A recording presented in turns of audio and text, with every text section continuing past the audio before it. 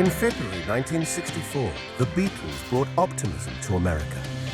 Only 4 months later, the Rolling Stones arrived. They made themselves an antithesis, really, of what the Beatles were in terms of image. The Beatles may want to hold your hand, but the Stones want to come and burn your town. Rebellious, dangerous, druggy, sexy. That is the Stones. But as peace and love spread from California, the Stones' tougher vision seemed out of place. The Stones are hardened. They never fully bit on all the idealism of the 60s. We can transform things by smoking pot. It was just not realistic. In a sense, the Stones' vision was truer. And then, within months of the Summer of Love, the whole world changed. By 68, the darkness that was associated with the Stones definitely chimed with what was happening on the streets of Chicago and Paris and London. Blood was running in the streets. The temperatures were rising really fast. It was as if this is their time. This film traces the Stones through this turbulent era, all the way to the Altamont Festival in 1969, the concert that brought the decade to a shocking end. Much as there was an element of the Stones that loved chaos and loved disorder, they had no idea when they got into Altamont that it was going to turn out like that. You've seen real ugliness and savage right in front of our eyes. The Hells Angels were horrible. It's like a car crash. You can't do anything about it. You're just in it. Things just went from bad to worse, and there was no control in it. It was probably one of the worst days of my life, ever.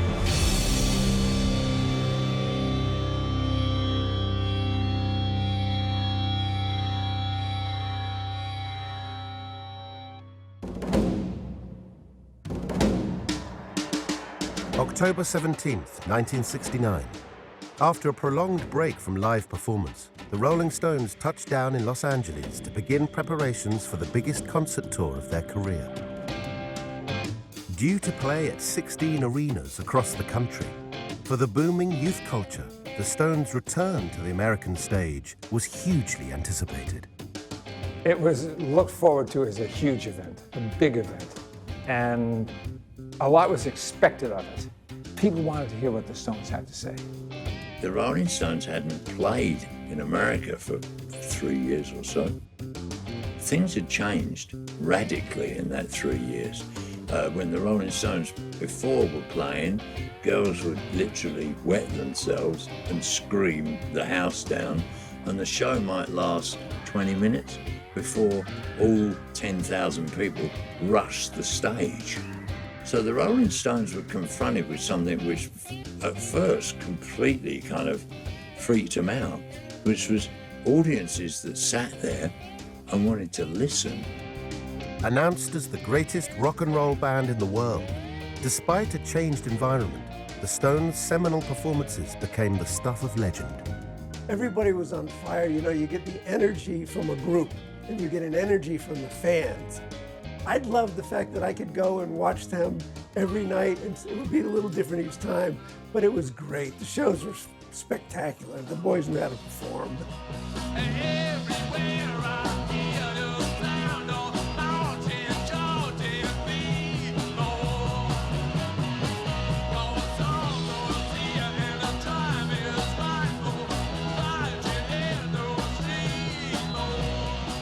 In 1969, the Stones were incredible. They were brilliant. I mean, those shows were raucous. The Stones were the biggest rock and roll band on the road. You know, the Beatles had pulled back, Dylan had pulled back, but the Stones were out there in 1969, and coming to America in 1969 was no joke. The Stones were in the thick of whatever was racketing around in America at that time. America in 69 is in a state of some turmoil. We'd moved on from the Summer of Love in 67, obviously. Things had got a lot darker, partly because of the Vietnam War protests. We've had the assassination of Martin Luther King and Kennedy. So there's a much darker mood abroad.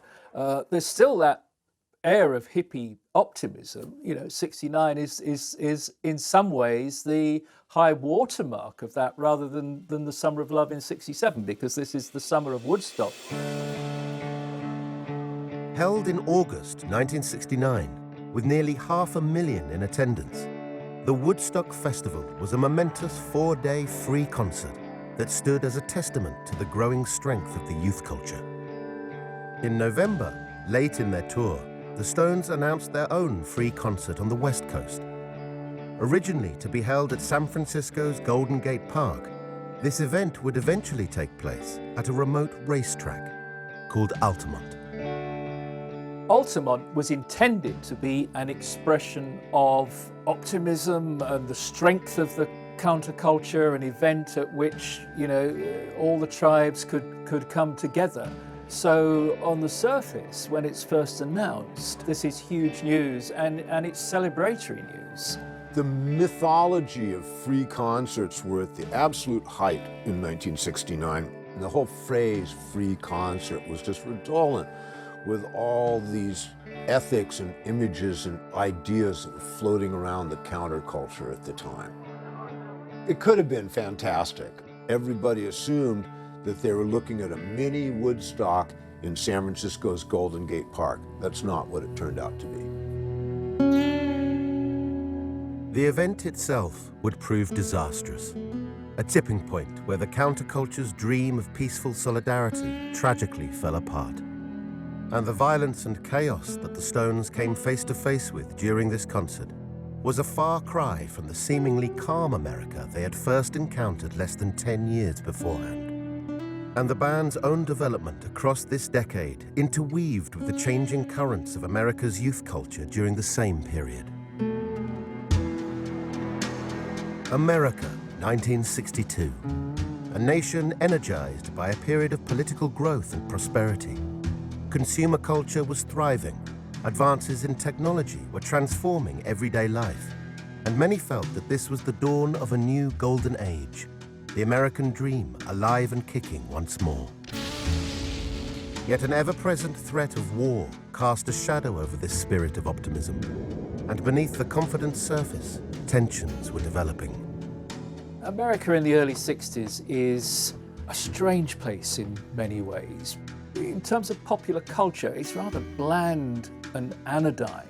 At the same time, politically, you've got Camelot and the court of JFK, and there's a certain optimism there that we've broken with the immediate post-war generation, and this is the start of a more youthful, more energetic, more forward-looking political life. Soured to an extent by the Cold War, soured by the Bay of Pigs and the situation in Cuba. Almost half of the population in the United States is under 25 years old. And there was this sense of an inherited world that had a lot of problems. For the younger generation, growing up with the Cold War and the threat of nuclear annihilation, all the material prosperity in the world didn't really go to their concerns. Things like community, or things like social justice, or spirituality. None of those things could be addressed by a roaring economy itself. And in November 1963, the equilibrium of the nation was shattered. President John F. Kennedy, for many a symbol of optimism and rejuvenation, was assassinated in Dallas. The event stunned America, its youth in particular traumatized by the violence and chaos it seemed to represent. But early the following year, a voice of hope emerged, and it was emanating from distant shores. The Beatles arrived within a couple of months of Kennedy's assassination, so they walked into a nation that was grieving really badly and was in a state of shock. And they appeared on Ed Sullivan, and immediately they put smiles on people's faces. It sounds glib and bland, but that's really what they did. It was medicine, what the Beatles did. You can't stress enough just how important their arrival was. And the sudden stateside success of this revolutionary four-piece opened the door for dozens of other British bands to have a go at breaking America. Following in the footsteps of Liverpudlians Jerry and the Pacemakers, The Searchers and Billy J. Kramer, in June 1964, a London group arrived with a very different image and sound. Unlike their fellow countrymen, the Rolling Stones weren't about optimism. There wasn't a sense of the latest band from England. That was the thing. It was, the British invasion, and every week it was the Searchers and the Dave Clark Five and Herman's Hermits and all this business. The Stones were something totally different. It just felt entirely different.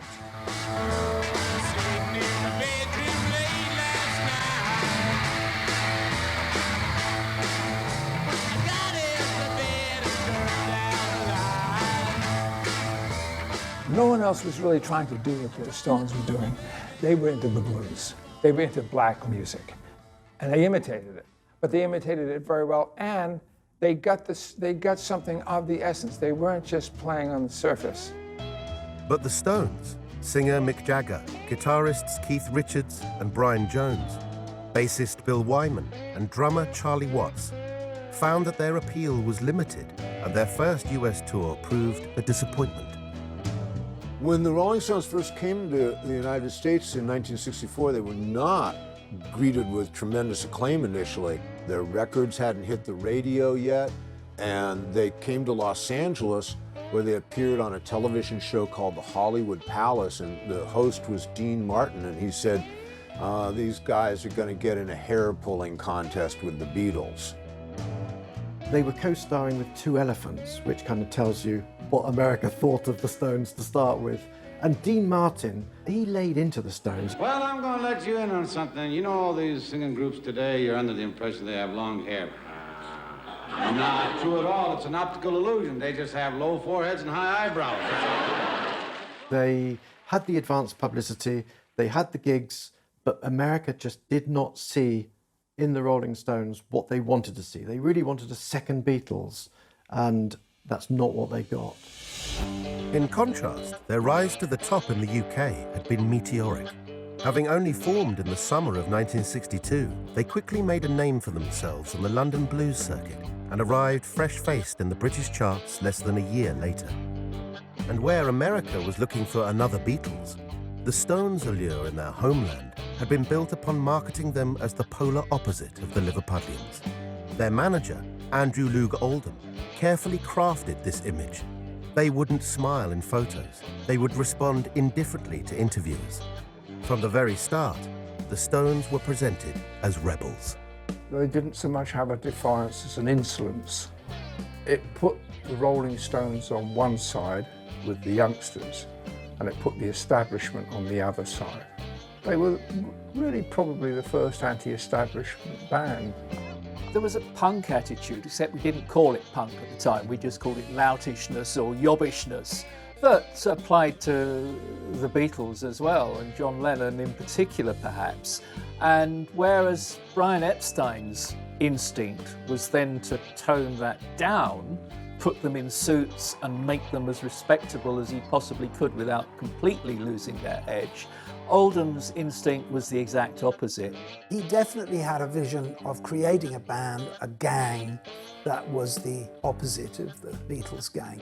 I think they understood Andrew's vision. And I think when Andrew said, don't smile, be a bit surly, you don't have to, if Charlie doesn't want to answer, he doesn't answer. If he does answer, he just says yes or no. And he's sort of monosyllabic and cool. What would you say? Not in a press relationship seems to be much better. What came out of it was a high degree of individuality, coupled with the nous that Jagger had from the very outset, the coolness that Keith had, and the extraordinary charismatic Brian, who was unlike, at that moment in time, unlike anybody I think you'd ever seen. And the Stones' image perfectly complemented their music. After a couple of minor singles, their 1964 hit, Not Fade Away, captured the band's unique blend of blues and rock and roll. The sound that had made them a sensation on the club circuit now saw them ascend to the top of the British charts. The Stones really were the first of the R&B bands to emerge. I mean, R&B originally came out of the jazz movement in London, the jazz clubs, and it was frowned upon a bit, you know, it was seen as a bit populist. Whereas the Merseybeat bands, obviously the Beatles, but then you had Billy J. Kramer, you had Freddie and the Dreamers, were very much melody driven. But the Stones had this dark American vibe. They didn't look to Merseyside, they looked across to the States, to Chicago and the inner cities. So it was really a new sound. There was nothing really like what the Stones were doing at all. I want to tell you how it's going to be. You're going to give your love to me. I'm going to love you night and day. Well, you know my love and I fade away. The Stones' music was very much a vibe. The hooks were all about rhythm. Whereas I think the hooks for the Beatles were yeah, yeah, yeah, and harmonies. The Stones didn't really go in for that. Not Fade Away really crystallised that.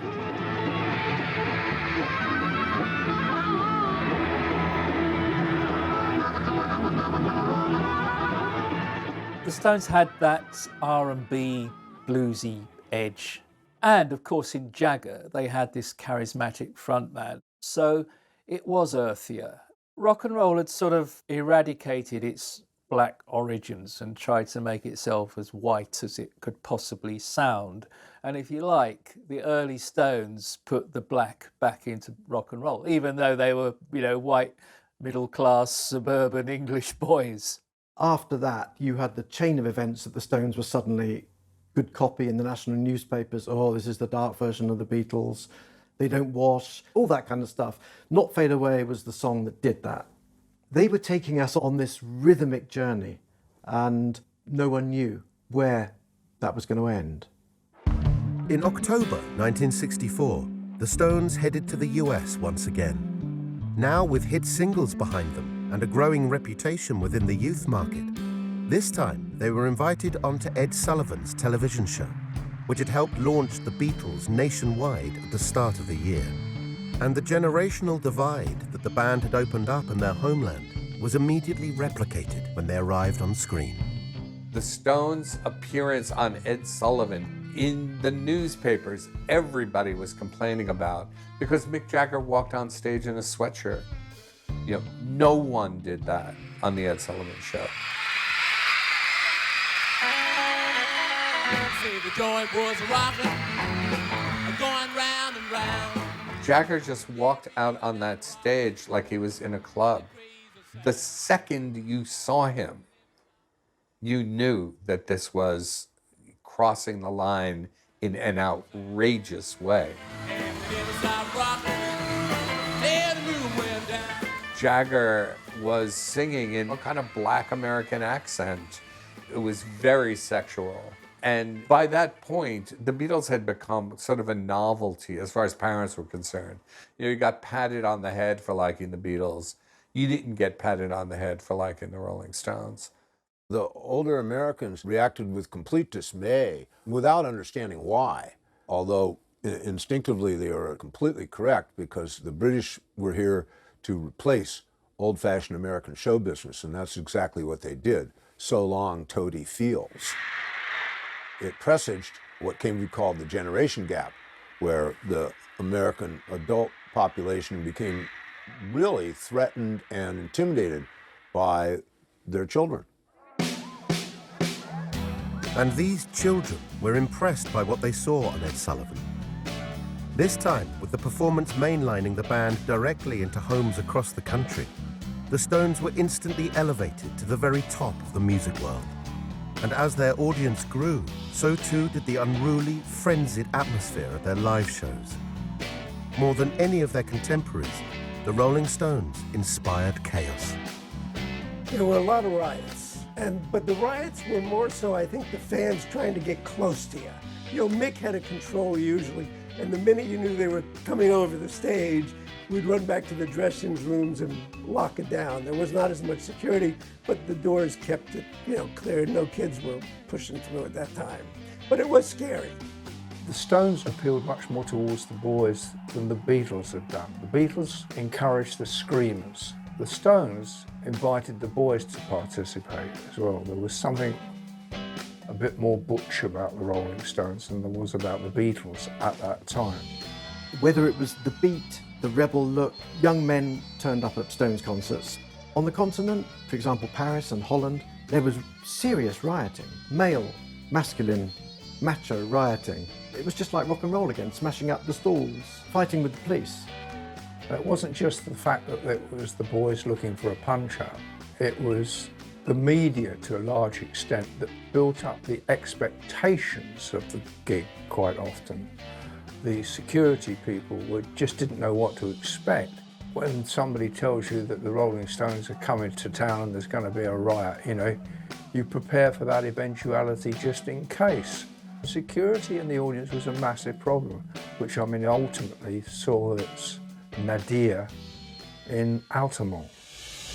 But these outbreaks of disorder did not dampen the mood of optimism back in Britain. By late 1964, a cultural and artistic revolution was underway, with a change in political leadership bringing a new sense of purpose and vitality. Youth was in the driving seat, and the nation's capital, London, was becoming a hotbed of creativity and innovation. After the Beatles, it was all eyes on Britain, but particularly all eyes on London. Suddenly, filmmakers, the fashion world particularly, were gravitating to London and seeing London as a city of culture. It was very, very different. The old idea of Britain as an old-fashioned, almost militaristic, historical establishment symbolised by the Queen, the royal family. We're having new aristocrats now, and they were, from the lower orders. You had Julie Christie, Jagger, Ringo Starr, Michael Caine, Terence Stamp. This was London in 1964-65. It was the place where everyone wanted to gravitate, and it was the place that was pulsing more than any other city on earth. In America, however, things were very different. Although the coming of the British bands had energized the nation's youth and revolutionized the entertainment industry, the shadow of violent conflict loomed large. At the time of John F. Kennedy's death, there had been a number of military advisors in Vietnam, aiding the government in the south of the country against a communist insurgency from the north. Where Kennedy had been keen to contain this involvement, his successor, President Lyndon Johnson, escalated the conflict and committed US forces to a ground war. By 1965, thousands of young American men were being called up to military duty and sent to Vietnam, and the president immediately emerged as an enemy of the growing youth culture. History does not favor a single system or belief unless force is used to make it so. That's why it's been necessary for us to defend this basic principle of our policy, to defend it in Berlin and in Korea and in Cuba, and tonight in Vietnam. Vietnam certainly did more than anything else to politicize the generation gap, and the reason he escalated it when he did was that he made the terrible mistake of thinking that Southeast Asia was a replay of Europe in 1938, and we were reminded over and over again that we must never make the mistake of Munich made by Neville Chamberlain. The two things actually had nothing to do with each other, but unfortunately they became an excuse to send 500,000 American soldiers to Vietnam in a completely hopeless cause. The draft that supported that war was incredibly unpopular. Again, 90 million Americans under age 25. Many of them know people that are getting drafted and serving and dying in some cases. So the war was extremely controversial. And there's also an important point that young people were more alert to. And that was that the explanations about the war, its origins and its development, were not truthful. This is much more than a political issue. It's an issue of trust. And as the war quickly escalated, protests broke out across the nation. Young Americans joined with peace activists to organize large-scale demonstrations and marches, while at academic institutions, students became a powerful voice in the fight against the war. With the young now actively involved in a conflict with an older generation they perceived as violent warmongers, the music that had re-energized their lives became bound up in this struggle. As people began to protest the war, and civil rights protests were taking place. Rebellion in the cultural arena began to take on that tinge. So what seemed just like the Rolling Stones' kind of surliness suddenly had a political element. The generation gap and the don't trust anyone over 30 and all of those kind of ideas became politicized, so that it wasn't just, the kind of Marlon Brando, what are you rebelling against, what do you got? Well, we got plenty. There's plenty to rebel against. And in the summer of 1965, just as President Johnson announced he would double the number of young Americans called up for active duty, and as race riots erupted in the Watts neighborhood in Los Angeles, the Rolling Stones released I Can't Get No Satisfaction. The song perfectly captured the spirit of their generation. Satisfaction really was the record that they didn't realise it, I don't think, but it was the one that they were working up towards. It was the one that embodied their attitude, it embodied the drive, and you only have to listen to the rhythm of that. It was like a marching, almost a marching, pounding beat.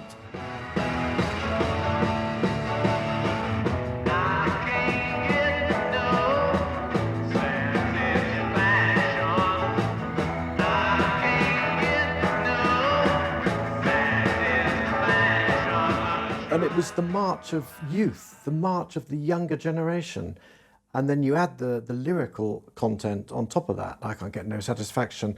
The Stones, and that record particularly, was the one in summer of '65 that embodied everything that the young people were kind of striving for. I Can't Get No Satisfaction became a kind of generational anthem. And it's an amazing performance. I mean, it's a definitive guitar line. But also, like, Jagger's performance, by the time he gets to that last verse, I'm riding around the world,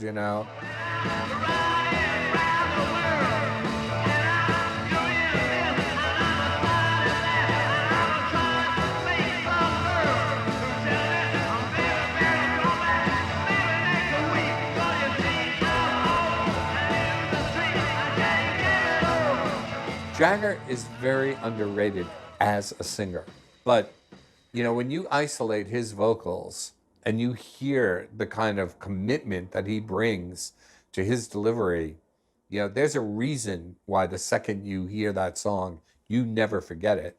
The sense of young people feeling that kind of disgruntlement with mainstream culture, that was very much in the air right then, and they gave it voice.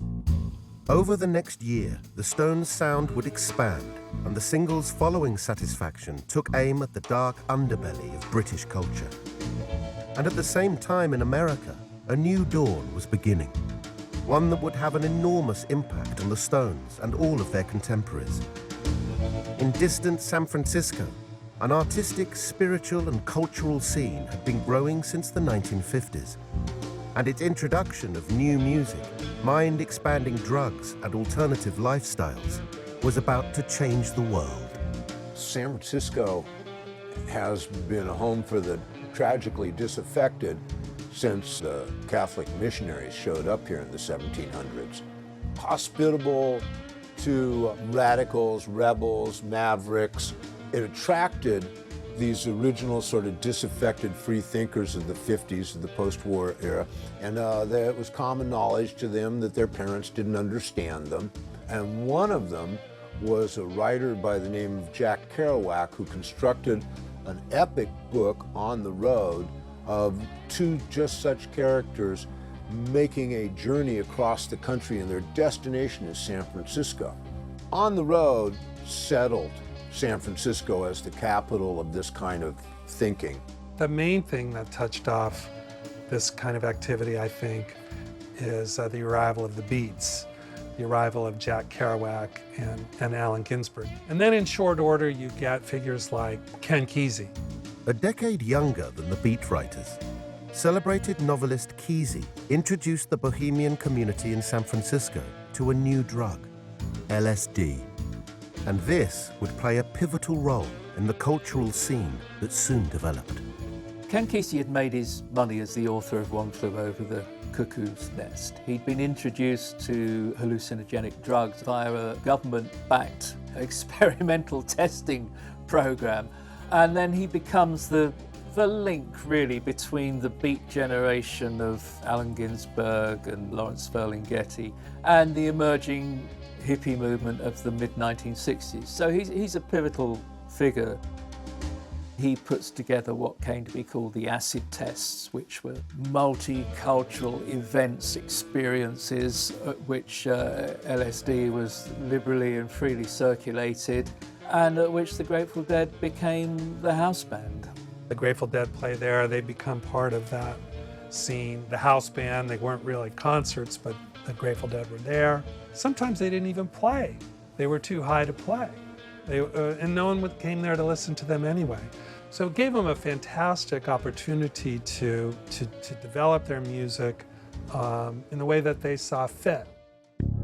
In early 1966, this musical offshoot of the LSD parties began gathering momentum.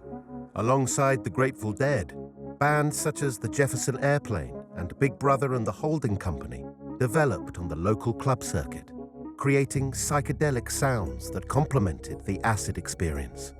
At the premier clubs, the Fillmore West and the Avalon Ballroom, from these experiments a new musical culture was born, far from the controlling hands of the commercial entertainment industry. At the Fillmore in Avalon, there were no spotlights. There was a big light show that covered the back wall and the side wall. And it was not an exact science. It covered parts of the floor, too, and people sitting on it. It was just this huge pulsing set of colors coming out of light projectors and film loops. And there was no spotlight. There was no band on display. And the stages were very low, like 12, 18 inches off the floor. And these crowds danced. They danced to the music. They didn't sit there and watch like a concert. And the culture that started in the clubs soon began to spread out into the neighborhoods and public spaces of the city. With its epicenter in the Haight-Ashbury district, free concerts were soon organized, with the Grateful Dead and other bands playing to large crowds, both on the streets and in local parks. By the end of 1966, the hippie movement was in full flight. What's happening in San Francisco is driven by a very democratic impulse, that it is non-commercial, so you have the free concerts.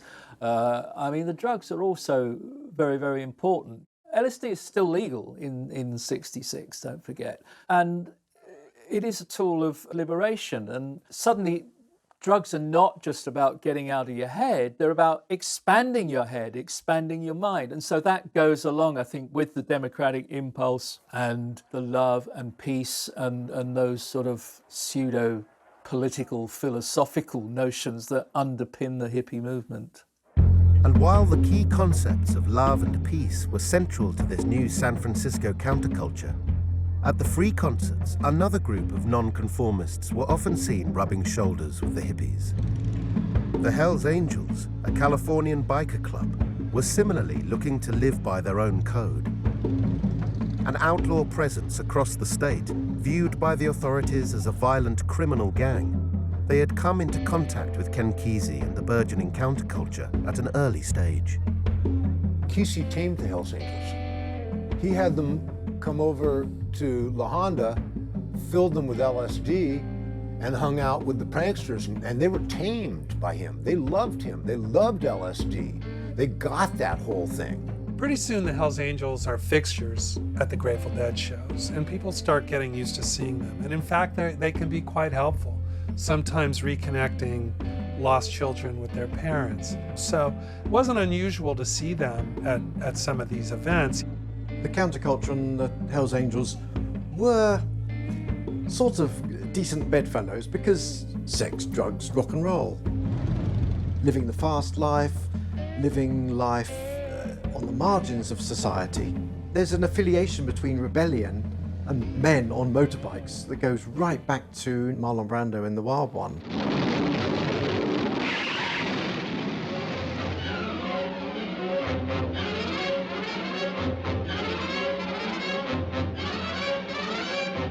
On their bikes, they expressed freedom going up and down the freeway. This is on the road, except they're on their iron horses, so to speak, you know.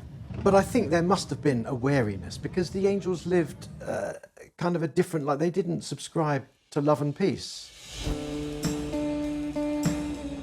For more than a year, this new counterculture, coexisting with the Angels, had been able to grow organically with little media attention. But in January 1967, a far larger free concert was organized. Known as the Human Be-In, it featured speeches from prominent figures Timothy Leary and Allen Ginsberg, alongside musical performances by the major new voices on the scene. The Human Be-In was a huge event because it was the first one of its kind. You hadn't seen this kind of a huge crowd of countercultural people until the Human Be-In. So its example was extremely important. It was made for television. It sort of is a signal to the national media that something interesting is going on in San Francisco's youth culture. The people who are on stage and speaking are also made for television. You get Timothy Leary and Allen Ginsberg in these kind of flowing robes, Leary spreading his message about the benefits of psychedelics. 6 words. Turn on, tune in, drop out. I don't think word leaked out much about what was going on in San Francisco through the course of 1966. But with the Human Be-In in January of '67, it just exploded the beginning of that year, and the mythology was instantaneous. Harry Reasoner showed up, the American TV journalist, and clucked about the hippies. They think they're some kind of saint, you know? And in doing that, it delivered a coded message to young people everywhere that it wasn't as repressive, it wasn't as gray, that there was hope, and that you could go to San Francisco, grow your hair, and things would be different. While across America, young people flocked to the Haight-Ashbury district in search of this utopia, in Britain too, the influence of San Francisco was soon felt. Countercultural ideas and fashions crossed the Atlantic, while touring musicians, including the Stones and the Beatles, were introduced to hallucinogenics by their American counterparts. Talk of the new drug LSD in particular led to fears that popular culture was getting out of control, where only 2 years beforehand, the administration of Prime Minister Harold Wilson was celebrating the Beatles and the booming youth movement. Now a backlash began. Where once leniency had prevailed, now a number of drug busts were organized, and in February 1967, the police arrived in force at the home of Rolling Stones guitarist Keith Richards. Pop stars had soft power, they had cultural power, and what they were saying was increasingly disobedient. But of course the establishment didn't like that, and they increasingly took notice of pop stars and what they were saying. And the Stones really were ideal candidates then for drug busts. When they started to clamp down hard, which was February 1967, the Stones were marked men. The police were given a tip-off by the News of the World that a drug party was taking place at Keith Richards' home in West Wittering in Sussex, and they raided it on a Sunday night in February. This was the famous bust where Marianne Faithfull was dressed in nothing but a fur rug. All they found was some ash from a marijuana cigarette in an ashtray, a few amphetamines that were actually, I believe, on prescription. And the outcome was that Jagger was sentenced to 3 months in prison for the pills, and Keith Richards got 12 months for allowing his home to be used for this nefarious drug taking. Personally, I was upset for them and very shocked. We were all instructed to be very, very low key, not to talk to any media. There was a sort of blanket instruction from the Stones office to not do anything to exacerbate that this was a serious situation. And so we were all, definitely upset and distressed and worried for them. While these arrests further enhanced the Stones' rebellious reputation, they also sidelined the band for much of the counterculture's watershed year. While awaiting trial, they performed a European tour, their last series of shows for more than 2 years. And in May, Brian Jones was also the target of a police raid, and he too would stand trial for drug possession. On America's West Coast, however, the counterculture's influence spread unobstructed. And in June 1967, the first major pop festival took place in Monterey, a coastal city 100 miles south of San Francisco. It would prove a vital showcase for the bands of the Haight-Ashbury. The San Francisco scene was very excited by this. We could feel this was the next wave. And so we wanted to, so then if we hadn't heard of them, now's the chance to see them. Now's, go down and spend 3 days and see them all. Monterey, incredible, important transition, catalyst for huge change, and people came in that weekend on the top. Mamas and Papas, 6 straight top 10 hits, The Association, Simon and Garfunkel. By the end of the weekend, everybody was talking about Jimi Hendrix, Jefferson Airplane, Otis Redding, Big Brother and the Holding Company. And the whole world had revolved in 3 days. Monterey was the first of the pop music festivals, and it had a great feeling about it. I mean, there was a lot of optimism in the air, along with the smell of marijuana. And for me, watching that festival, the highlight was Janis Joplin, because I'd seen Hendrix and I'd seen The Who. I knew how good they were. I'd flown out with Hendrix. But when Janis Joplin came on that stage and opened her mouth, I just took 2 steps back. I just never heard a woman sing like that in my life.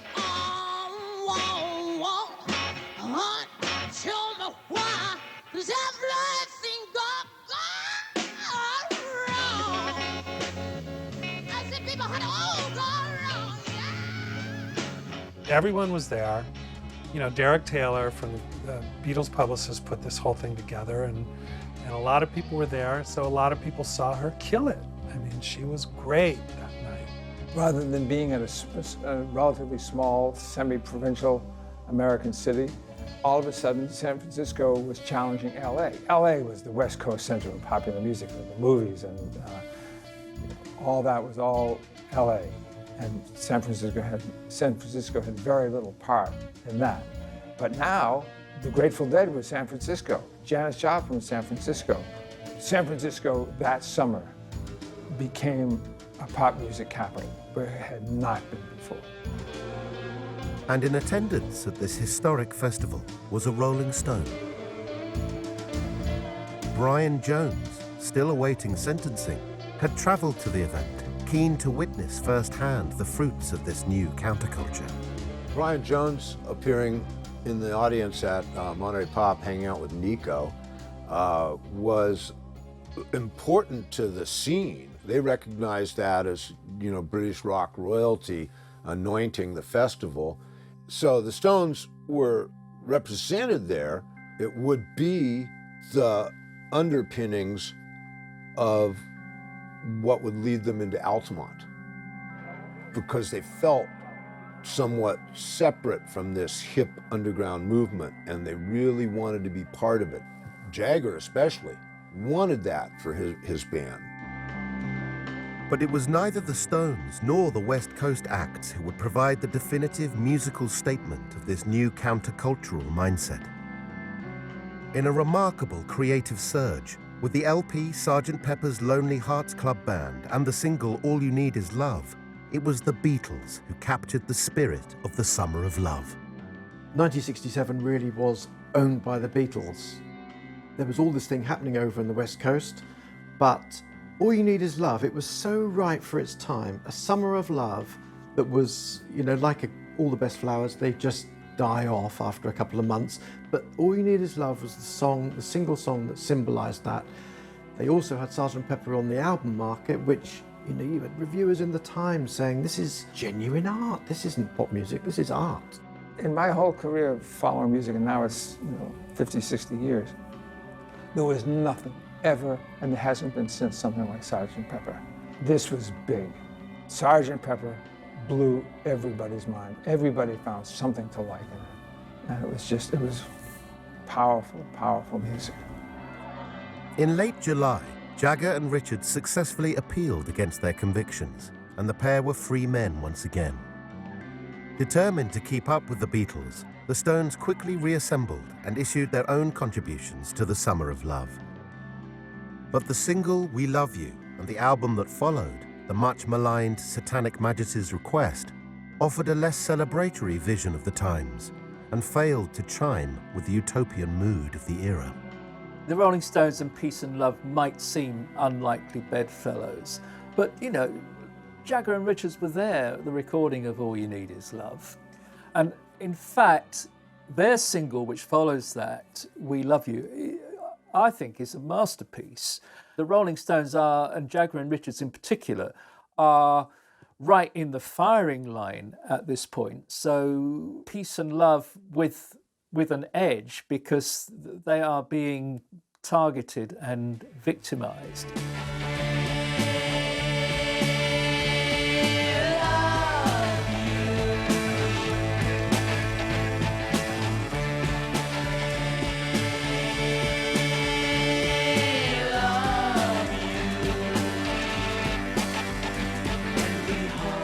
It wasn't anything like All You Need Is Love. It was sardonic, it was ironic almost, the way they sang that. It wasn't inclusive and upbeat and playful and fun and international, so the Stones weren't really playing ball. The Stones are hardened. They never fully bit on all the idealism of the 60s. They were tougher. It was like a London thing in part. They were city kids. You know, so all of this get back to the land and, you know, wear flowers in your hair and all that business, that didn't really work for them so well. They didn't think, you know, because you went to the park with your friends and waved a flag around that anybody was going to give up anything important. They totally understood that that was never going to happen. And the Stones' reluctance to join in with the prevailing optimism was borne out by the more disturbing events that occurred during the Summer of Love. In June 1967, 10,000 peace marchers were violently attacked by police during a demonstration in Los Angeles, while the following month, race riots erupted in Detroit, leaving dozens killed and hundreds injured. Even as the Summer of Love was proffering this kind of vision of a new world, there were plenty of problems, and everything didn't disappear, because you took a pill one day. We can transform things by, smoking pot. It was just not realistic. And soon everyone learned how unrealistic it was. The growth of the counterculture occurs at exactly the same time that the Black Ghetto is rising up in force in Detroit and in many other places. So you have these two simultaneous, not exactly related movements, but both of them give you a feeling that everything is changing and a lot of things are under siege in a way they never were before. But certainly the riots in the Black Ghettos are the most destabilizing force in the country and the one that terrifies white people the most, even more than long-haired rock and rollers, clearly. The stage was set for harder times to follow, and at the very start of 1968, the counterculture's faith in the authorities crumbled even further. Victory in Vietnam was always presented as a certainty, the inevitable end to a just crusade. But the news reports that broadcast during the Tet Offensive offered all of America a very different vision of the war. William Westmoreland, who's the commanding Army general for the United States in Vietnam, has come home to America in the fall of 1967 and said that the war is being won and that we have nothing to worry about and that we're about to turn the corner. And of course, famously, there is light at the end of the tunnel. And then at the end of January of 1968, you have every major city in South Vietnam and every major military outpost attacked simultaneously in honor of the Tet holiday.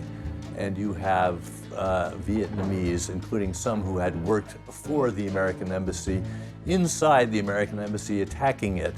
And those images of people inside the embassy compound, as well as the general mayhem around the country, have a very dramatic and immediate effect.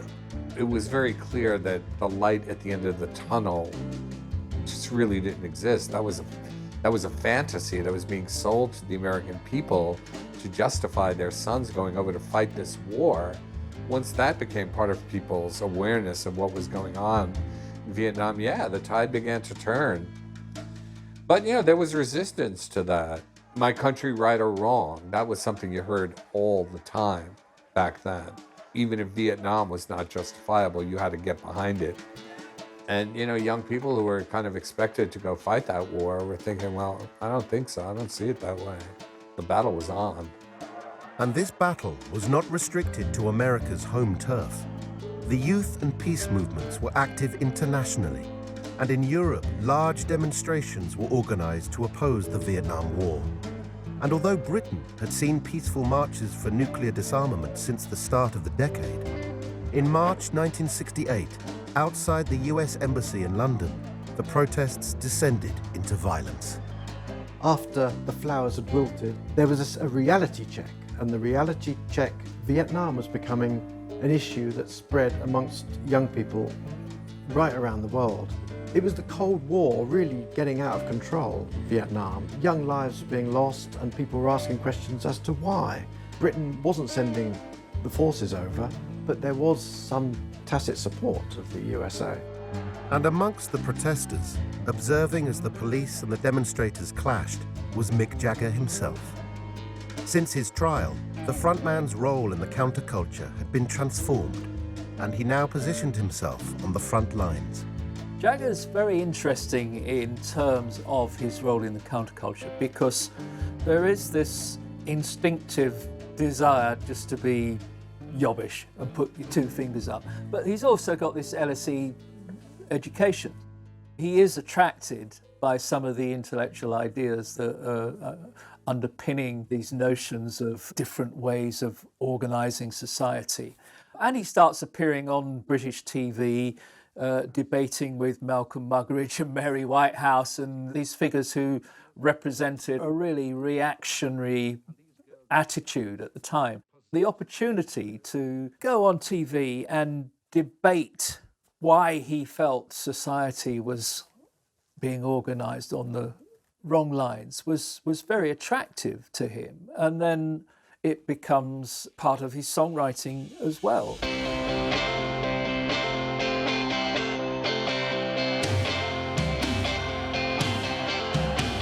And this would come at a perfect time. The confrontational mood in Europe was further escalated in May, when student riots erupted in Paris. The resistance soon spread to the French workers themselves, and the streets became a battleground, with protesters calling for a revolution. Into this turbulence came the Rolling Stones' new single, Jumping Jack Flash. You had Grosvenor Square, but you also had activism in Berlin, in Paris, and youth was becoming an international force in a way like that. And the Stones, when they got their kind of mojo back to the tough R&B, they were great symbols for that. So when you had the Beatles in '67 embodying everything that was happening then, the Stones were poised really to embody the darker energies that were kind of unfolding during '68.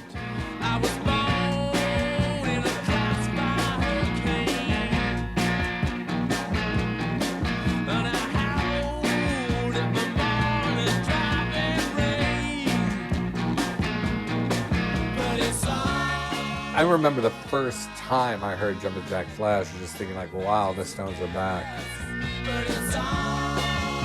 Driven by a riff and driven by a kind of rebellious message. It was exactly, what that moment seemed to call for.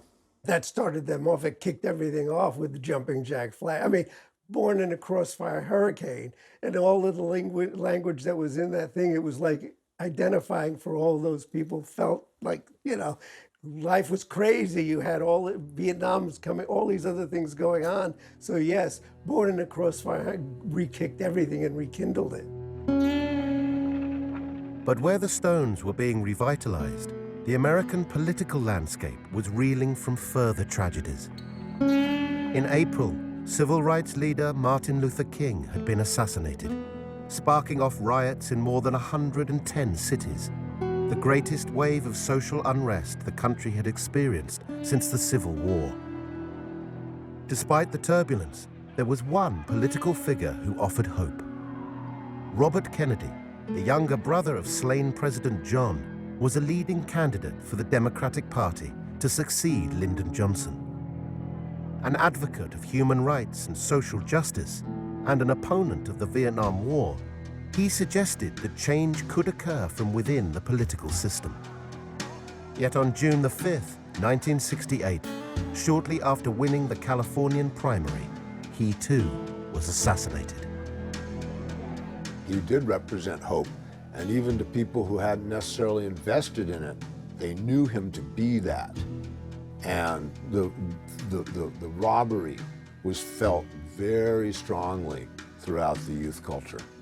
Those two assassinations did more to destroy optimism than anything else in my lifetime. And of course, really, it was 3 assassinations in the minds of us who came of age in the 60s, because it was John Kennedy, and then it was King, and then it was Bobby Kennedy. So those were the 3 most horrifying events of my youth. The main thing, I think, when you think back on that period was just how saturated with violence the culture was. The idea of putting any kind of hope in any of these figures was beginning to look faintly ridiculous, because so many of them were being killed, violently in front of our eyes. And for the counterculture, the idea of peace and love lost its allure, and revolution became their rallying cry. Many of those involved in the youth movement solely for the sex, drugs, and rock and roll now became politically active. And this reached its boiling point at a mass demonstration at the Democratic National Convention in August 1968. Well, the Democratic National Convention in Chicago shaped up to be a coronation of Hubert Humphrey, Johnson's vice president and hand-picked successor that nobody cared one whit about. And the sort of National Council of Unaffiliated Hippies, who called themselves the Yippies, determined to create a diversion, a strike, a demonstration outside the convention headquarters. And they called on youth all over the country to descend on Chicago. The fact is, Chicago was run by a mayor, tough guy named Richard Daley, and he just didn't see any reason these kids should be allowed to do anything. So it was a battle in the streets outside the Democratic Convention. There were thousands of kids getting clobbered and tear gassed and hauled off to jail by the Chicago police, who were acting for all intents and purposes like a police festival in the 30s. The police riots at the Democratic National Convention in Chicago in 1968 were absolutely a dividing line. It totally radicalized youth culture. One of the chants of the protesters at the Chicago Convention was, "The whole world is watching." And that there was that sense of, once you've seen this, you can't look away, you can't unsee it, you can't pretend. You had to line up on one side or another. Just as these images of vicious police brutality were being broadcast worldwide, the Rolling Stones released the single Street Fighting Man, inspired by the Grosvenor Square riots earlier that year. Declared a subversive record, it was instantly banned by radio stations in Chicago and reinforced the group's anti-establishment credentials. Street Fighting Man captured the feeling of the time, both in America and here. But Jagger was always good at sensing that. He always had that ability. It was one of his strengths as a songwriter. Everywhere I hear the sound of Martin George beat, boy. 'Cause summer's here and the time is right for fighting in the street. blood was running in the streets. The temperatures were rising really fast. It had changed so much in that year, you know, from All You Need Is Love in 1967, Street Fighting Man in 1968. Timing is everything, and to have that song come out at that moment made them right at the center of the zeitgeist in a way that they probably hadn't been for several years before. And it's true that the absolute peak of the Beatles was with Sgt. Pepper's in 1967, although we have to remember that Hey Jude was also in 1968. And Dylan's most powerful political stuff was by 1968 behind him. So yeah, I would say that the Rolling Stones at that moment were probably the most powerful political force in the rock and roll scene. And the Stones' resurgence was confirmed at the close of the year with the album Beggar's Banquet. Promoted with a drunken press party, it was a time for celebration, with not only Jagger and Richards, but also Brian Jones having narrowly avoided prison time during a difficult year.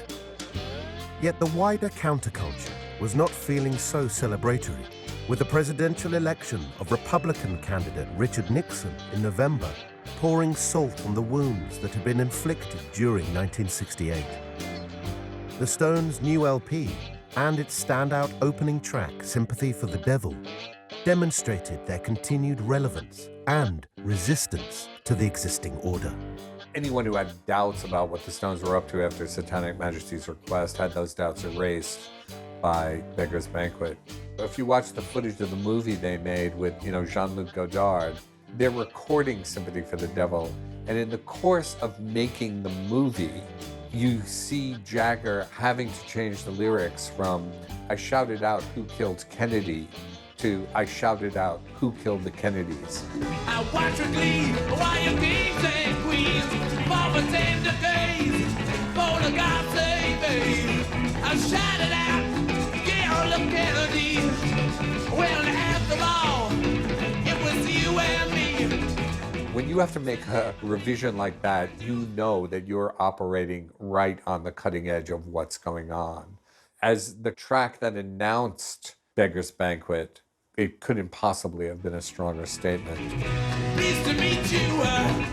Hope you guess my name. Jagger married a hedonism to an enjoyment of that sort of Lord of Misrule role. That's what comes across in songs like Sympathy for the Devil. He falls in love, I think, with this role of the Lord of Misrule, bringing chaos and turbulence in its wake. And it's very attractive, but equally rather dangerous at the same time. While the Stones were busy re-establishing themselves in this anarchic role, another scene had developed in Britain over the past 2 years. Inspired by the San Francisco psychedelic acts, the bands of the underground had also experimented with light shows and elongated song forms at the circuit's main club, UFO. In 1968, the scene's leading lights, the Pink Floyd, headlined the first major free concert in London's Hyde Park, organised by Black Hill Enterprises. And following the success of the first show, in June 1969, they staged an even larger event, featuring the supergroup Blind Faith. Pink Floyd show was seminal because there was a whole lot of people at it, but it was kind of small key. We didn't promote it viciously, as it were, but the Blind Faith show was seminal insofar as they were a kind of amalgam of Cream and Traffic, with two huge bands. So they played in Hyde Park. There's 150,000 people at that. Nobody got arrested. There were no fights. It was a beautiful day. It was very kind of fey and woodland in a kind of English way. And Sam Cutler was then contacted by the Rolling Stones. Riding high after their commercial success the previous year, they felt that a large free concert with added underground kudos would offer a suitably high-profile return to the live arena. In May, they had also fired the unreliable Brian Jones and had a new guitarist in tow, Mick Taylor, for whom this concert would provide the perfect introduction. A date was set for July, anticipation running high for the event. And then, 2 days before the show, they received news that Jones had been found dead. A few days before the show, Brian died. So the question, of course, immediately becomes in situations like that, well, what do you do, Well, there is, of course, in the music business, and like all theatrical enterprises, there's a show must go on thing. And Mick and Keith basically felt that it should be held as a memorial to Brian.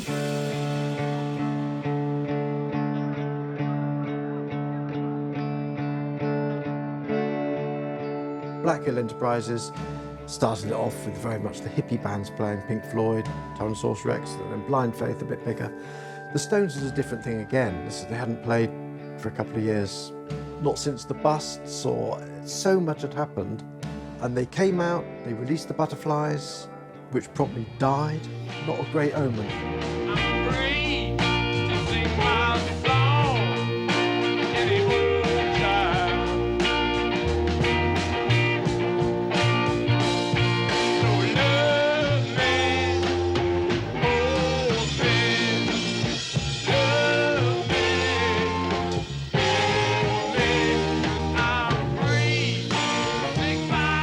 I thought it was one of the most awful concerts I've seen the Rolling Stones perform. I mean, they were under-rehearsed. Mick Taylor just didn't know whether he was coming or going all the way through it. Jagger dancing on dead butterflies was probably the most awfully comedic thing I've ever seen. And they were just so terribly sad, It's a shame they felt they had to do it. Outside of the performance itself, the concert was a major event, bringing together an audience of over 250,000 who were oblivious to the Stones' failings on stage. In its communal atmosphere, it echoed the peaceful unity of the San Francisco events it was emulating. And in an homage to the renowned Golden Gate Park shows, security was overseen by a very British version of the Hells Angels. Everyone was impeccably behaved. Nobody went to hospital, no one was stabbed, no one was shot, any of that. And there were these guys that rode BSA 125 motorcycles, which was like one step up from a scooter, who called themselves Hells Angels, and of course had nothing whatsoever to do with the American Hells Angels. The Hells Angels in England, they weren't California Hells Angels. They had their colors drawn on their leathers in chalk. And they were backstage at the Hyde Park concert serving tea.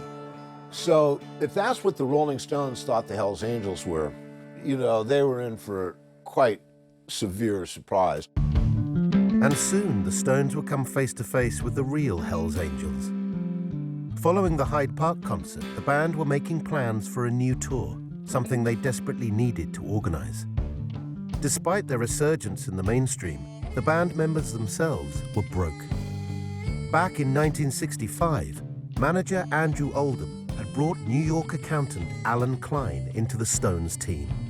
And over time, this tough negotiator had proven his worth to the band. Soon muscling Oldham out of the picture, by 1968, he was the band's sole manager, and his company, ABCO, had control over their financial affairs and their collective bank accounts. And getting Klein to release their funds was proving increasingly difficult. They were fed up with Alan Klein because they could never get any money out of Alan. So here they were, this world-famous band, virtually starving, and they had to do a tour of America. Basically, they knew that if they did it with Alan Klein would end up with the lion's share of the receipts, and they'd do this huge tour and have no money. So they managed, I don't know quite how, to seduce Alan Klein's nephew, Ronnie Snyder, away from his uncle's company, ABCO, to come and work for the Stones and do that tour. In August, I left my uncle. A few weeks after that, I got a phone call from Mick Jagger saying, "We want you to do this tour." And I told them that I had left ABCO, and they said, "Well, we know." And I said, "You have to get my uncle's permission so that I can go. I don't want to have a family problem here." So they said they would get his permission, and what they actually did was, that was the first time I heard from Sam Cutler, what they did was they brought him over to the UK and fired him. In firing Klein, the band's assets were immediately frozen. and the run of American shows became even more crucial for their financial survival. And at the end of the summer, while preparations for the tour were underway, a major figure from the West Coast scene arrived in London. And from here, the seeds of the free concert were sown. What happened was that the manager of one of the managers of the Grateful Dead was a guy called Rock Scully, lovely man. He came to London, and a dear friend of his was the head of Epic Records, a guy called Chesley Millican in London. And Chesley Millican in turn was good friends with Keith and Mick. So he introduced Rock Scully from the Grateful Dead to Keith and Mick. And Rock basically was a great proselytizer for the benefits of free concerts, how wonderful it was, what was going on in San Francisco. Rock is summoned over to Keith Richards' house, and Rock says, you know, you guys coming over to the United States, you need to play the free concert in the Golden Gate Park. I know exactly how to do that. I can fix you up. But then they also talk about how the Stones should play the Taj Mahal. And all kinds of crazy ideas come up. And, you know, Rock leaves there without really thinking that he had just offered to set up a concert for the Rolling Stones in San Francisco. But Keith remembered. And the prospect of headlining another free concert in the heartlands of the counterculture soon became even more appealing.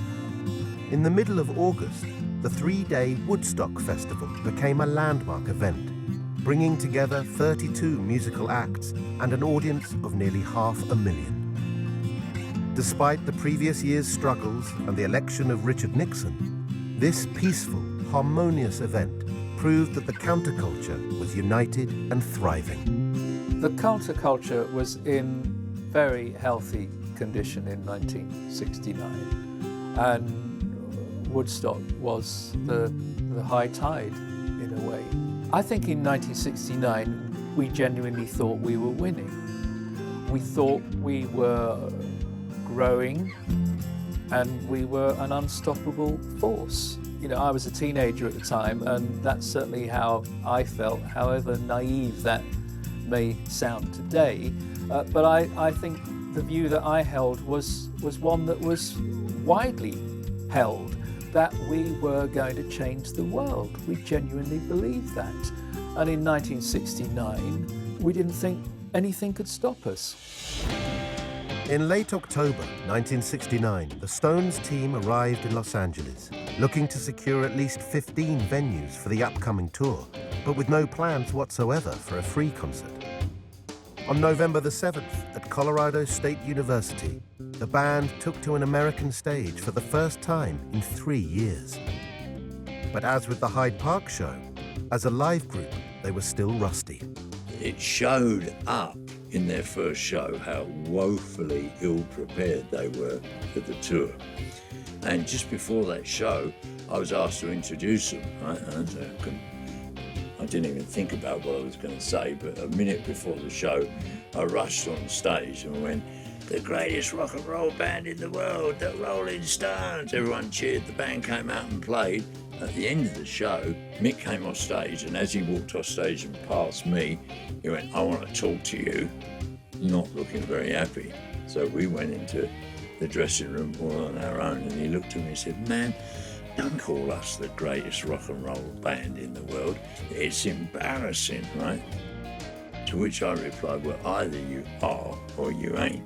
They immediately went back into rehearsal. They got the sound stage for They Shoot Horses, Don't They, that film on Warner Brothers lot in Burbank in California, and they rehearsed solidly.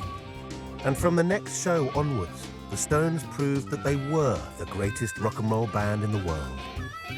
As they moved west from Los Angeles to Texas, Alabama to New York's Madison Square Gardens, they improved with every show. Alongside the writer Stanley Booth, who was one of the Stones' inner circle, New York Times journalist Michael Lydon was able to witness firsthand the band's remarkable ascension. I was embedded in the tour. I never paid for a hotel room. I never paid for an airplane ticket. I was just part of the entourage. And as you can imagine, this was a plum assignment. This was extremely groovy. I remember thinking Stanley and I would look at each other while the Stones were on stage and we were behind the amps. It would go like, you know, sort of a funny look between each other, you know, realizing where we are right now is where every hippie anywhere in the world wants to be, right in the band with the Rolling Stones. And it was great fun. They were red hot, and then they've been crossing the country, and they had been getting better and better and better. In 1969, the Stones were incredible. I mean, they were just masterful. I remember when the lights were down and all you could see were the red lights on their amplifiers in Madison Square Garden in the dark.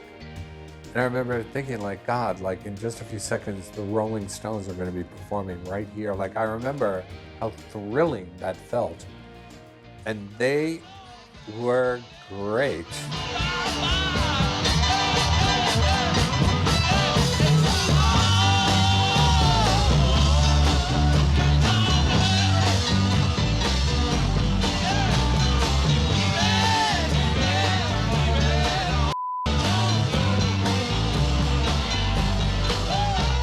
I saw the Stones on that tour at the Los Angeles Forum. I had tickets for the second show, which was supposed to start at 11. It started at 2. The Stones got on stage at 4, and they then proceeded to put on what was the greatest rock and roll show I had ever seen at that point in my life, and to this day, 50 years later, remains one of the greatest rock and roll shows I've ever seen. They were unbelievable. But while they were putting on one explosive show after another, behind the scenes, plans were developing for a West Coast free concert. We played in Oakland and all the Grateful Dead people showed up at that show. And that kind of ball that had been started in London about wouldn't it be great if you guys played a free concert with the Grateful Dead slowly kind of accelerated, and it became the case that somebody from the Rolling Stones had to go out to California and meet with the people from the Grateful Dead and get serious about whether this was possible. So I was chosen to go there. Rock Scully's original plan was to get a permit for a concert by the Jefferson Airplane and the Grateful Dead, and then 24 hours before the show announce we've got a special guest. And they talked about having the Hells Angels create a escort guard to bring the Stones from the airport into the concert. That was the idea. It could have been fantastic. The Rolling Stones, right? But the people in charge of the Rolling Stones business strategies began to think like this is getting to be too valuable an opportunity. Rather quickly, the Rolling Stones management in the form of Ronnie Schneider and a strange guy named John James, who attached himself to the Stones, they took control of this situation. We'll handle this, and contacted the mayor of San Francisco, and that was not a good idea. That ended any prospect of getting that concert in San Francisco. Applying directly for permits for a concert in Golden Gate Park, the Stones team set alarm bells ringing in the mayor's office. The Grateful Dead had envisaged a less high-profile event with deals made behind the scenes, but the idea of 300,000 Stones fans descending on a city ill-equipped for such a large festival immediately shut the idea down. Now a new location was needed, with little time to arrange it. And while alternatives were being considered, the involvement of the Hells Angels became official. Rock told me we'd need the Angels, right, to guard the generators. There's no electricity there, so what you did was you had to hire in big generators, produce enough electricity to do the sound and lights and all that stuff. And I went to meet the Hells Angels, and the Hells Angels went to at some length to explain that they weren't cops. Basically, they were happy to sit by the generators and stop people messing with the generators, for sure, because they love music too, The idea initially was that they would park their bikes in front of the stage. The beauty of that would be that no one would, rush the stage or whatever. That was the theory. While these plans developed, renowned documentary filmmakers, the Maysles brothers, were brought on board the tour to capture the Madison Square Garden shows and the subsequent free concert. And during their New York leg, the Stones themselves made a return to the show on which they had so famously shocked America back in 1964. They had gone full circle, yet as a voice of their generation, they were more relevant than ever. They appeared on Ed Sullivan's show 5 years after the first appearance. Now, what a difference. They're playing Gimme Shelter, this song that really symbolises so much of what is going on at that time, the tumult in the culture. They've got such great reach. They're a pop band, they're a rock band. They're on Ed Sullivan doing Gimme Shelter, which is a very subversive, angry, dark song.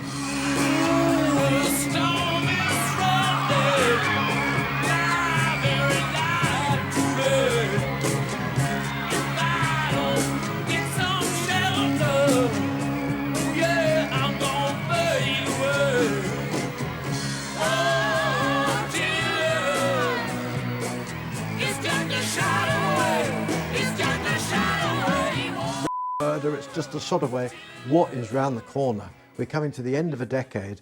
Things are looking pretty bleak socially.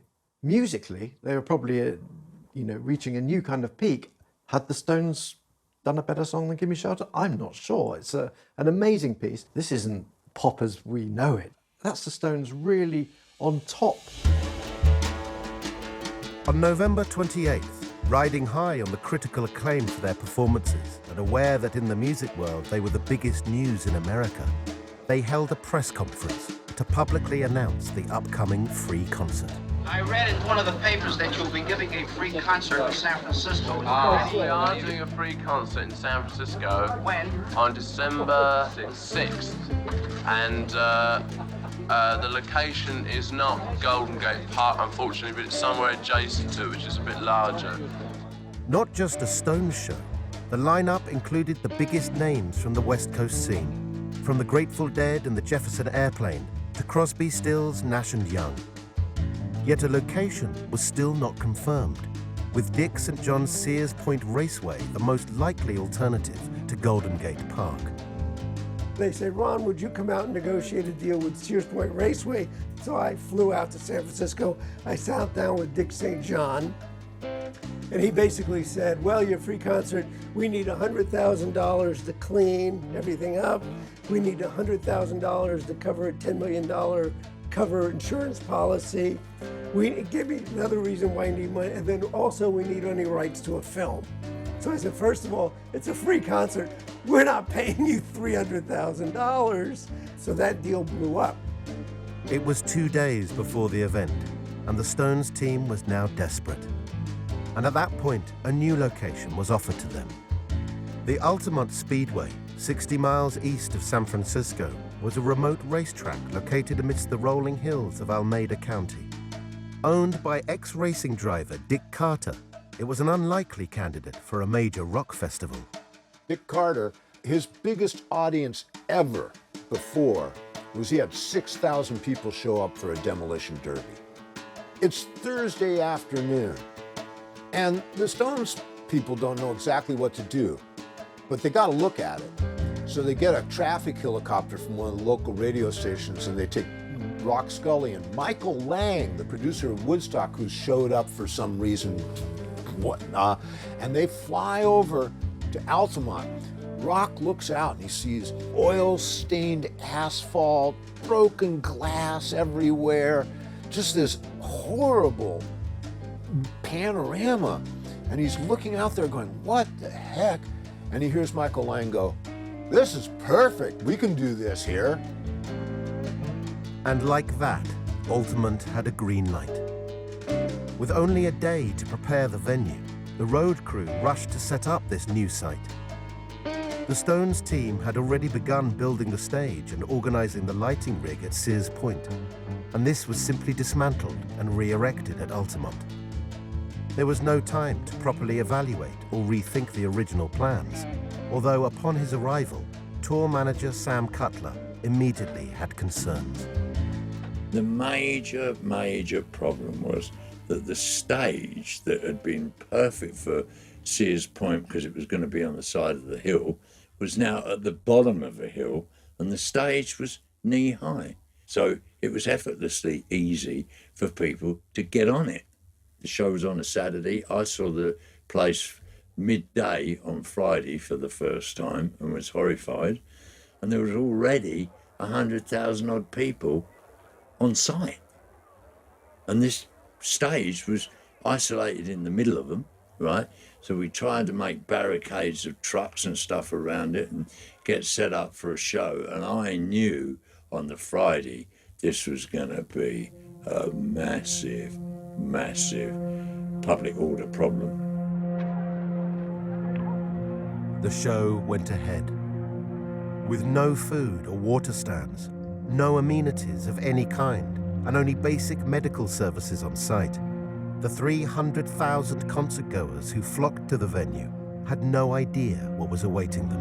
The sun came up, it was sort of a gray day, and then at some point they sort of officially let people in, and this mob of young people came rushing down the hill with the blankets and trying to grab themselves, you know, a tiny little space to sit. And the mood was definitely cheerful and fun and like, yes, this is going to be like Woodstock. This is groovy. I couldn't make it to Woodstock, but I'm here. But it did not take long for the atmosphere to change. So by the time the show opened at midday on the Saturday, you had 300,000-400,000 people completely out of it. And the fights began, and it just degenerated from there. With the Hells Angels a visible presence around the stage and throughout the festival grounds, at midday the first act appeared, Santana. Halfway through the performance, San Francisco peace activist and promoter Bert Kangerson was the first of many victims to face the wrath of the concert's brutal security force. This overweight Latino, stark naked, whipped out of his brains on LSD that was probably laced with methadone and guzzling Red Mountain wine. He wanders down the hill into the front of the stage where the Hells Angels are, and I mean, this is just like bad news right away. And Bert sees this happening, and he jumps down, and he starts in on this all men are brothers, you know, and begging the Angels not to beat this guy. They turn on Bert, and they rain pool cues down on him. They bust him up so good, he has 60 stitches in his head. It was just the beginning. The Angels' presence on the stage and at the front of the audience increased, and as the Jefferson Airplane took their places for the second performance, it was hard to distinguish the band from the bikers. More of the crowd was singled out for beatings, and when the Airplane's lead singer Marty Balin tried to intervene, he too was attacked. These guys were the real thing. They weren't the little biking club that they had at Hyde Park. They've got psychopaths and murderers and ex-cons and God knows what in there. They're bad news. Yeah, it's all right. It's kind of weird up here. Hey, man, I'd like to mention that the Hells Angels just smashed Marty Balin in the face and knocked him out for a bit. I'd like to thank you for that. There's other ways. Wait, is this on? You're Came talking to me, I'm going to talk to you. I'm not talking to you, man. I'm talking to the people that hit my lead singer in the head. You're talking to my people. Right. Now, let me tell you what's happening. Man, What's not happening? Hey! Oh! No! Hold it. No! This was scary. This was scary and sort of rationally scary. We weren't inventing it. We were seeing real ugliness and hurtfulness and savagery right in front of our eyes. The Hells Angels were horrible. And it seemed almost more so because over the past decade, there had been a kind of a myth about how cool they were. Really important to understand, the San Francisco chapter of the Hells Angels was located in the Haight-Ashbury. They were well known backstage at Grateful Dead and Jefferson Airplane concerts. They rode bikes with the road crews. They were an entirely different group of Hells Angels than, say, the home office over in Oakland. The problems with the Hells Angels at the eventual site of the concert at Altamont were all in front of the stage, and they were almost entirely caused by members of the San Jose chapter. The San Jose chapter was entirely different. That's an hour away from San Francisco. They're not hippies. They're not used to going to the Fillmore. They're not backstage presences. They are old-fashioned California thugs, and those were the guys in front of the stage with the pool cues. Although they were there to capture a positive end to the Stones' tour, The Maysles brothers and their cameramen were now documenting the escalating chaos. And it was the Stones tour manager, Sam Cutler, who attempted to restore order. In many ways, I felt essentially helpless in the face of people who are determined to fight one another. What can a skinny little Englishman do? And as the day progressed and the violence got worse, I was faced with this dreadful realization that my band was going to come. The Rolling Stones were going to come and were going to have to appear here. And in the early afternoon, as the Flying Burrito Brothers began the third set of the festival, the Stones arrived on the Speedway track by helicopter. And almost immediately, they were met with violence. Mick arrived, and the rest of the Stones, minus Bill Wyman, and the first thing that happened was he stepped out of the helicopter and some deranged kid on acid punched him. They hit Mick. Somebody hit him. So that was frightening. And Mick arrived and got reports from people about how dreadful the whole thing was. We were all put in a little trailer. So at the beginning, I'm sure we got stories of some violence, but we didn't see any of it and know what was going on. But you can sense that there was, I don't know if it's in situations other places, but you can feel it in the air. And this ominous mood was enough to convince local headliners, the Grateful Dead, to abandon the concert altogether. Arriving soon after the Stones, only to discover that members of their road crew had already been assaulted by Angels, they decided to bail. The band who had pioneered the very idea of the free concert wanted no part of this event. The bottom line was the Grateful Dead ran. They backed out of it. They didn't, they saw there was too much violence. If they would have performed, I think it might have been a whole different ball game, as opposed to saying, oh, the Stones. If the Grateful Dead had performed their 2 or 3 hour set, I'm sure it would have mellowed everybody. It might put everybody to sleep eventually. They were doing all the drugs and all that. But the end result was they ran. So now you had that lag time before the Stones came out and all the bad drugs, the violence and all that stuff going on there. But the Stones still came out and performed. They didn't run.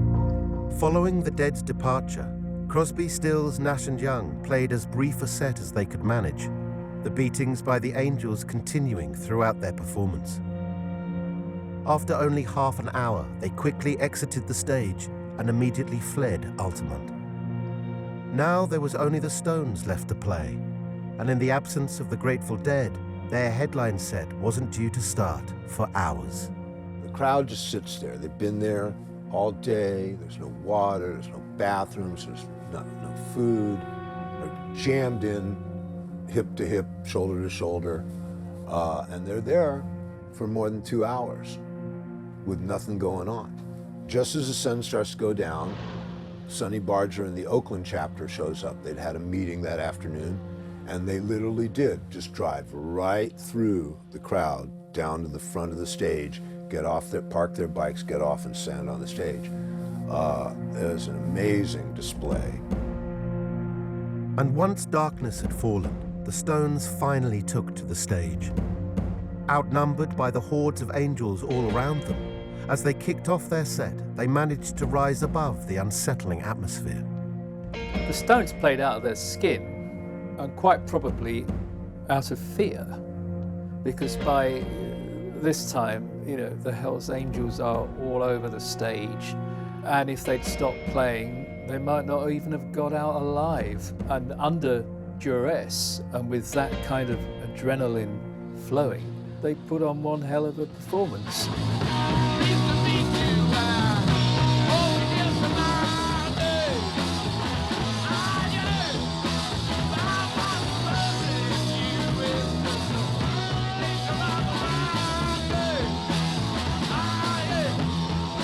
It's just phenomenal. Just Charlie and Wyman had the bottom locked down. The guitars were going off like sparks, and Jagger was singing like he meant it, like none of that sort of loopy caricature that he tends to go to. He was for real about this thing. But this impressive performance could not suppress the brutality that would soon disrupt their set. And although later some of the band claimed they were unable to see the full extent of the violence, the cameras filming the events on and around the stage captured a concert descending into chaos. Things just went from bad to worse, and really, there was no control in it. There was fights everywhere. People rushing the stage, being thrown off the stage, fights in front of the stage. We were more than aware of what was going on. All the light is backlight, 50,000 watts of backlight, bright as your living room. So all this stuff about the Rolling Stones didn't know what was happening and didn't see what was happening is complete and utter bullshit. And you can see in the movie where Jagger's like dancing around and his eyes happens out in the audience and he sees somebody take a blow from a pool cue and he just goes, boom, stops dancing. Jagger has so much command as a performer, and to see him struggling, it's terrifying. Come on, let's get it together. I can't do any more than just ask you, to beg you, just to keep it together. You can do it. It's within your power. Everyone. Everyone. Hell's Angels, everybody. At that point, certainly, bands like the Jefferson Airplane and the Rolling Stones, they were avatars. They were gods. And to see them desperate to try to stop this violence happening right in front of them and failing, it's unforgettable.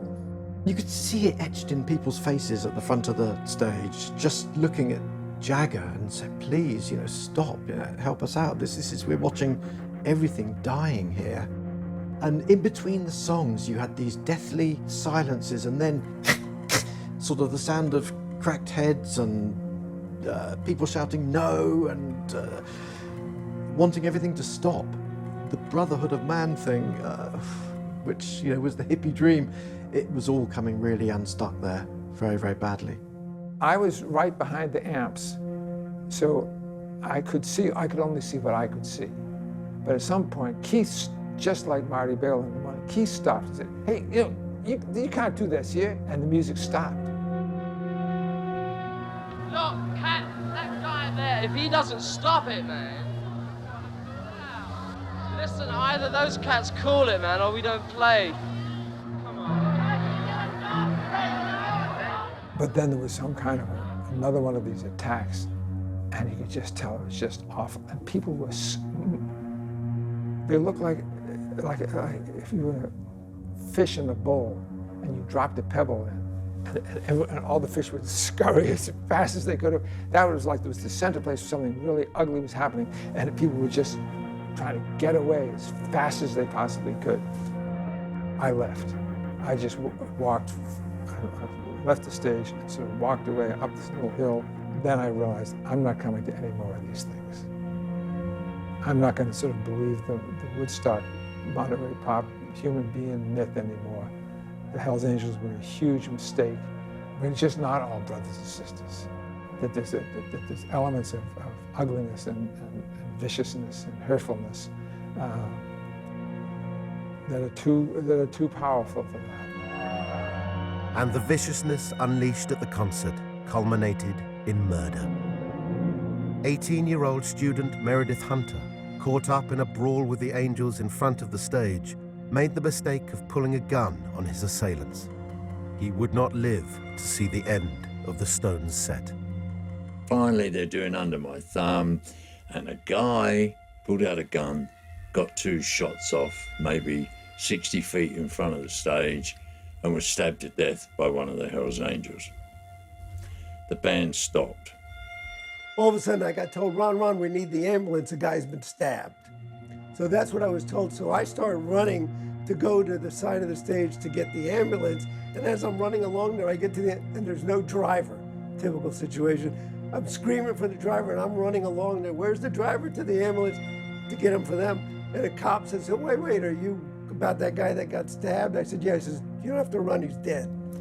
And that was like a gut, that was it. That was so bad at the time, And although the footage was never released in the Maysles Brothers film Gimme Shelter, in the years following the event, eyewitness accounts reported that Hunter's body was brought to the stage by members of the audience in an attempt to end the Angels' violence.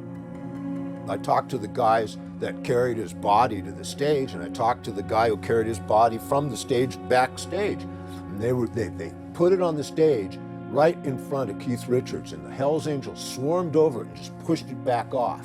There's a photograph of that. There's a photograph of Mick Jagger looking away with his hand over his face like this, and a bunch of Hells Angels bent over us mysteriously in the corner.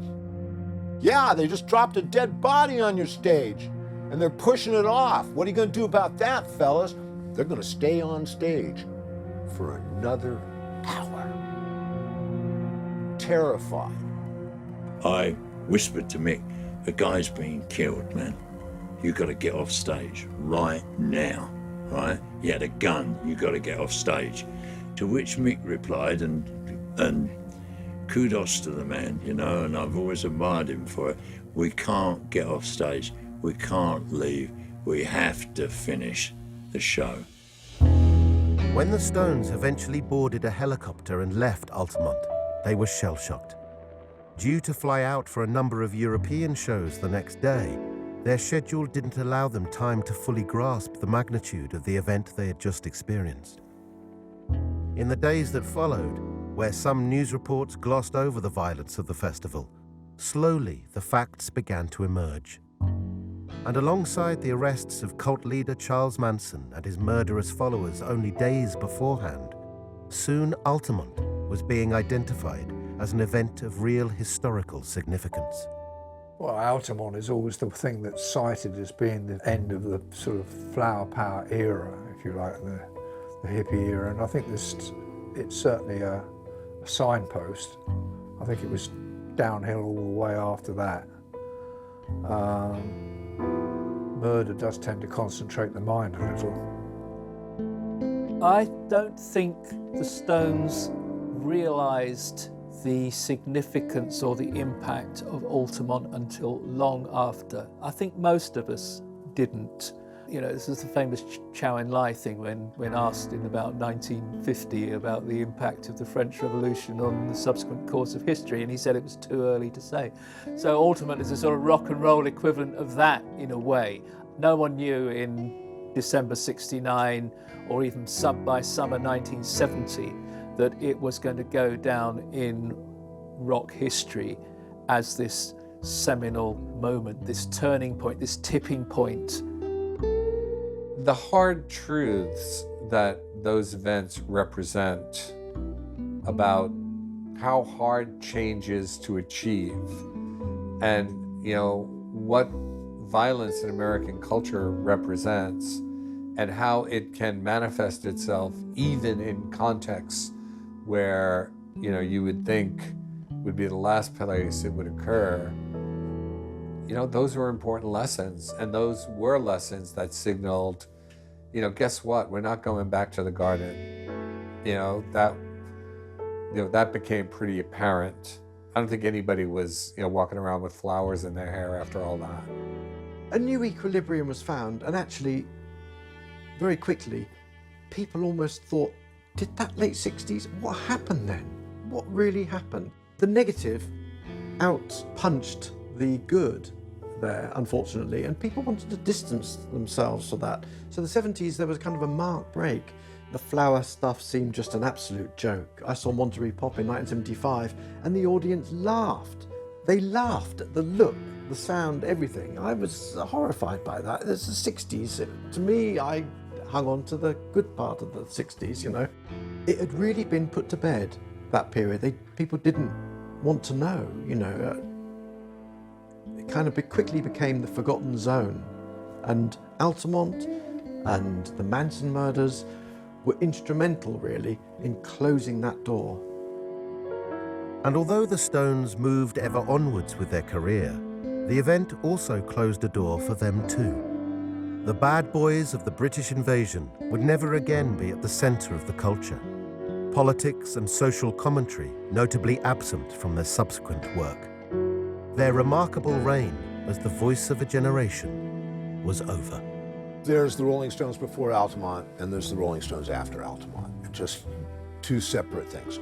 All that stuff about the dark guys and the bad boys and the sympathy for the devil had played out to this absolute, real example of evil.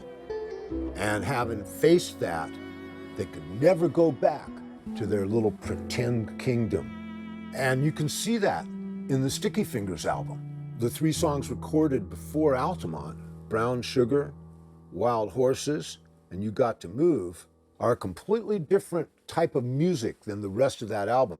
Whatever happened at Altamont to the Rolling Stones, it changed them forever. And their music was never the same, their shows were never the same, their personal relations were never the same. Nothing about their lives went on the way it was before.